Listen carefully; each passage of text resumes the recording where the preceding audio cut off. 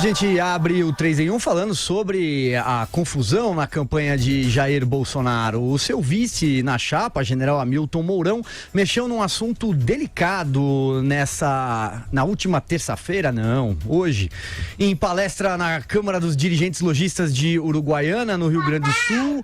O militar criticou o 13º salário e o adicional de férias. A gente preparou um vídeo. Temos, Reginaldo?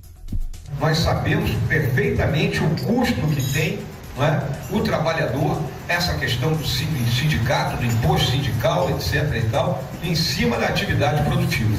Tá? É o maior custo que existe. E temos, né, algumas jabuticabas que a gente sabe que é uma mochila nas costas de todo empresário. Jabuticabas brasileiras, 13º salário. Tá? Se a gente arrecada 12, como é que nós pagamos 13? É complicado. E é o único lugar onde a pessoa entra em férias e ganha mais. É aqui no Brasil. Muito bem, a palestra foi na terça-feira, mas as notícias foram divulgadas hoje. A resposta de Bolsonaro foi rápida. Pouco depois da notícia se espalhar, o candidato foi ao Twitter e deu um puxão de orelha público no vice. Quem está nos acompanhando pelo YouTube pode notar o tweet de Bolsonaro. Ele escreveu o seguinte, aspas, o 13º salário do trabalhador está previsto no artigo 7º da Constituição, em capítulo das cláusulas pétreas. Criticá-lo, além de uma ofensa a quem trabalha, confessa desconhecer a Constituição. Vera Magalhães, 10 dias das eleições, uma declaração como essa, que hora, hein? Pois é, e ninguém vai poder dizer que se trata de fake news, que é invenção da imprensa, nem nada, né? O general Hamilton Mourão, vice do Jair Bolsonaro, estava numa palestra para a Câmara dos Dirigentes Lojistas de Uruguaiana, no Rio Grande do Sul, falando, portanto, a empresários. E achou que estava agradando, Silvio. Estava falando um discurso que seria música ao ouvido de quem emprega. E daí porque ele falou o que disse. Eu assisti a íntegra, os 40 minutos da palestra do general Hamilton Mourão.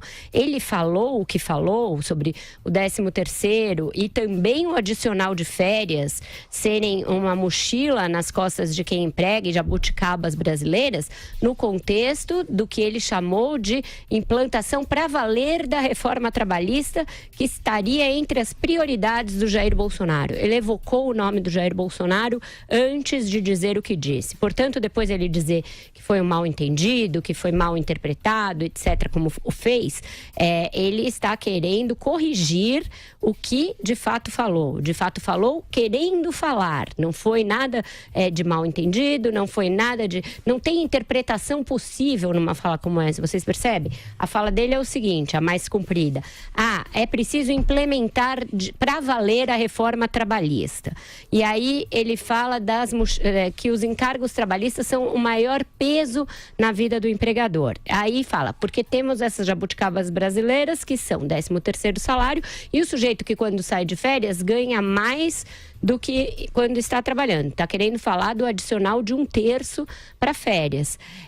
Então, não é à toa que o Bolsonaro veio rapidamente tentar apagar um incêndio, porque ele sabe do quanto que isso pega, porque 13º salário pega pobre, pega classe média, pega todo mundo. Se eles têm um discurso contra a pejotização, que eles chamam, que é como ele falou no Jornal Nacional, essa fala do general é mais desastrosa ainda, porque se ele defende carteira assinada, o general está falando contra os direitos assegurados por quem tem carteira assinada. E essa fala lembra uma outra do próprio Bolsonaro, que às vezes é melhor um pouco de direito a menos para você criar empregos. Na ocasião ele não quis dizer que direitos a menos ele estava falando, mas vocês percebem que se está diante de uma miscelânea de declarações de um candidato e seu vice que são nebulosas. Então, quando você precisa explicar muito, é porque tem ruído e é porque você não tem um programa claro.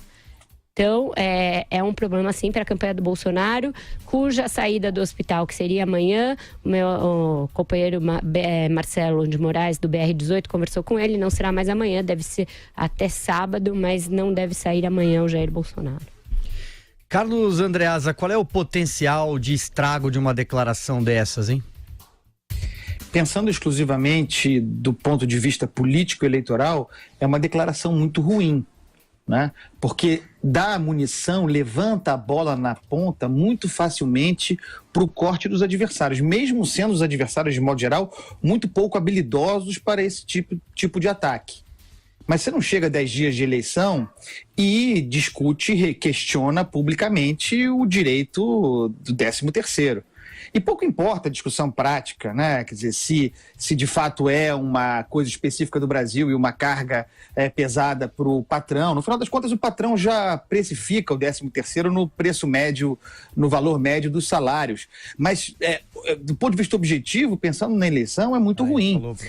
Essa matéria econômica recente, quer dizer, primeiro a declaração do Paulo Guedes controversa, muito truncada, com muito ruído sobre a possível volta da CPMF. Pega muito mal, porque mexe no bolso das pessoas, sugere mais tributo. E agora essa discussão sobre 13º.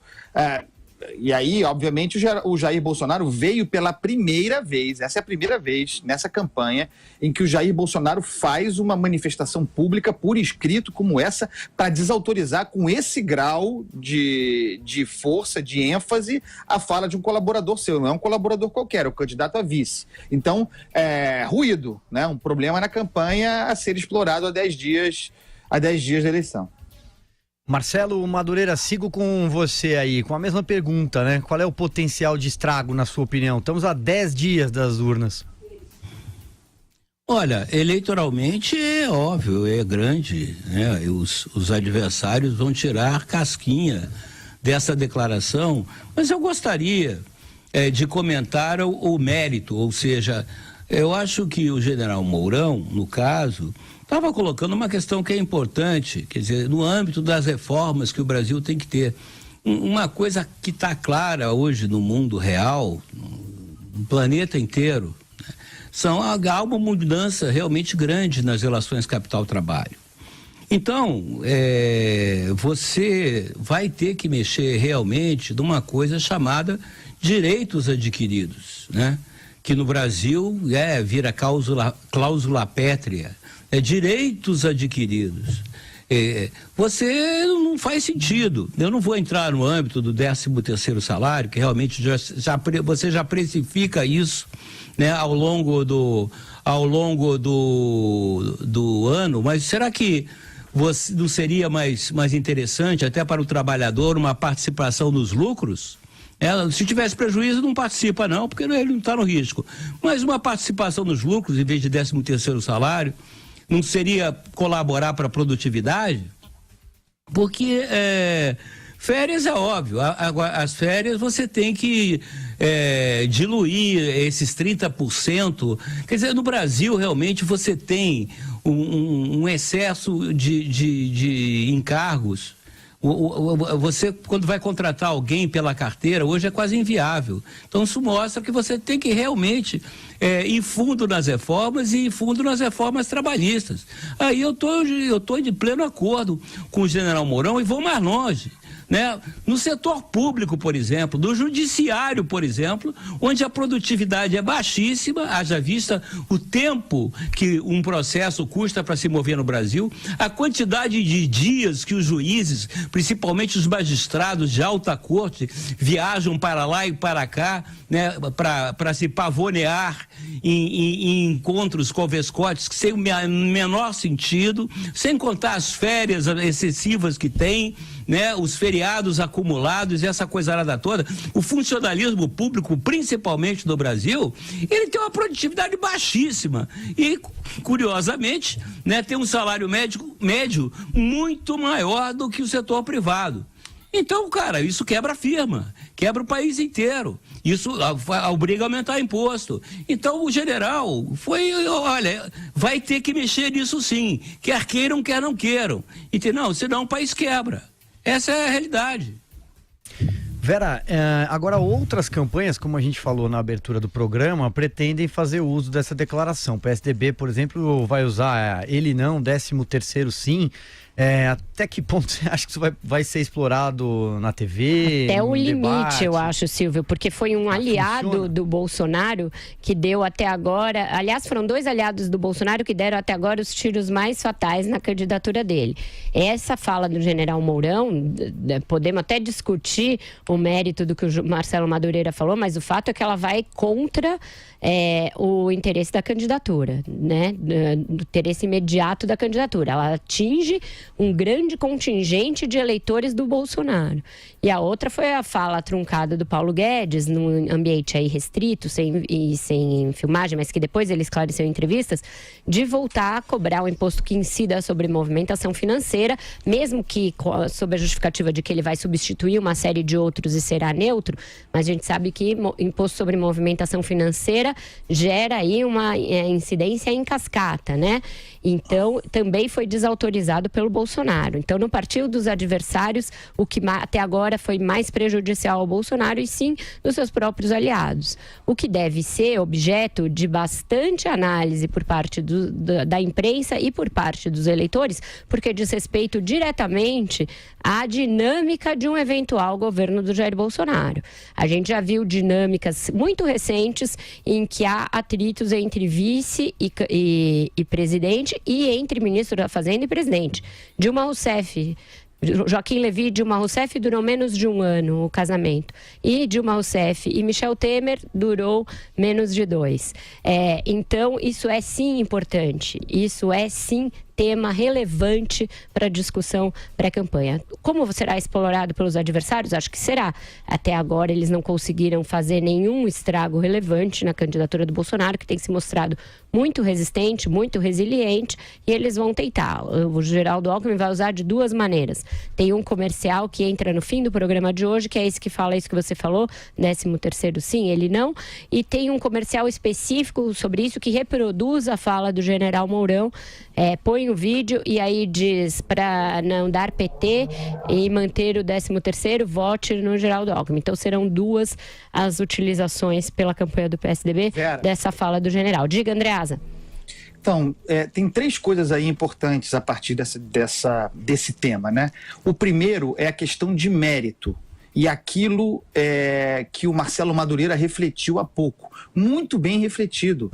Há fundamento e há matéria para discussão importante a partir do tema levantado pelo general Mourão. Não estou dizendo que ele está errado, essencialmente errado na questão que ele provoca. Então, há uma matéria de mérito importante a ser discutida aí.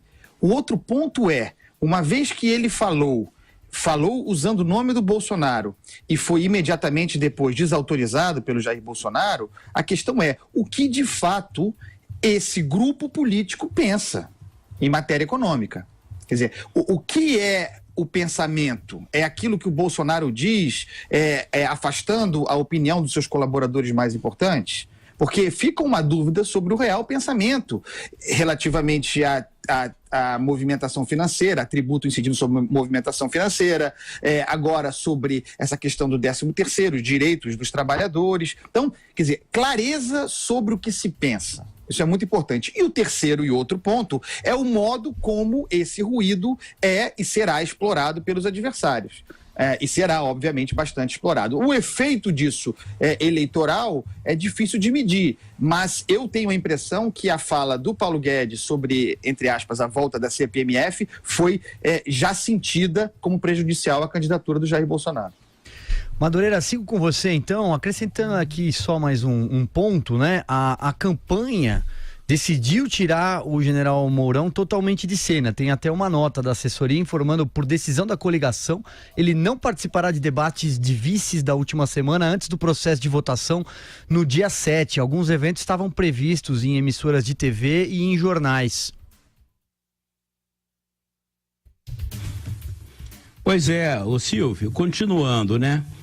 Independente de quem for eleito presidente da República, se for o Cabo Daciolo, né? Se for a Vera Lúcia do PSTU, né? Se for o Bolsonaro, se for o Haddad, se for o Alckmin, quem for, o Álvaro Dias, no dia 1º de janeiro, né? Já no dia 2 de janeiro, ele vai se confrontar com as contas públicas, com o déficit público brasileiro. né? Ele vai se confrontar com talvez a maior crise da nossa economia. E ele vai se confrontar com a necessidade de fazer reformas estruturais importantes. Vai ter que imediatamente, talvez, o mais aconselhável seria, antes mesmo da posse, o eleito já se aproximar do Congresso e começar a negociar uma agenda de reformas. Por que eu digo isso? O que se vê na campanha, né, é completamente distante, diferente da realidade. Então você vai ter aí a campanha do PSDB, 13º sim, ele não. Há uma mentira aí. Há uma mentira, porque o 13º, o que está implícito na ideia é, na verdade, a manutenção dos direitos adquiridos, na verdade, a manutenção do status quo, né, na verdade, vai ficar tudo como está. Isso é mentira. O que o Brasil tem que entender é que a situação em que nós chegamos vai exigir ainda da população maiores sacrifícios. Isso é que é pior contar. Nenhum candidato tem a coragem, né, tem a estatura necessária para colocar para a população o real estado das coisas no Brasil. Então, é sempre o mesmo processo, né? Você tem o período eleitoral que vira uma espécie de pantomima, uma opereta, né? E aí, quando no dia seguinte, a posse, cai-se na realidade. Cai-se na realidade e você tem que abrir o saquinho de maldades, né? E o eleitor se sente logrado, é claro, né? Porque ninguém teve a franqueza de falar para ele qual é o real estado do país e o que pode se fazer para sair disso. Essa é a essência hoje, na minha opinião, da campanha eleitoral. Mas não, prefere-se fazer demagogia e populismo. Demagogia e populismo, seja no centro, seja na esquerda, seja na direita. Quem é o grande enganado? O eleitor.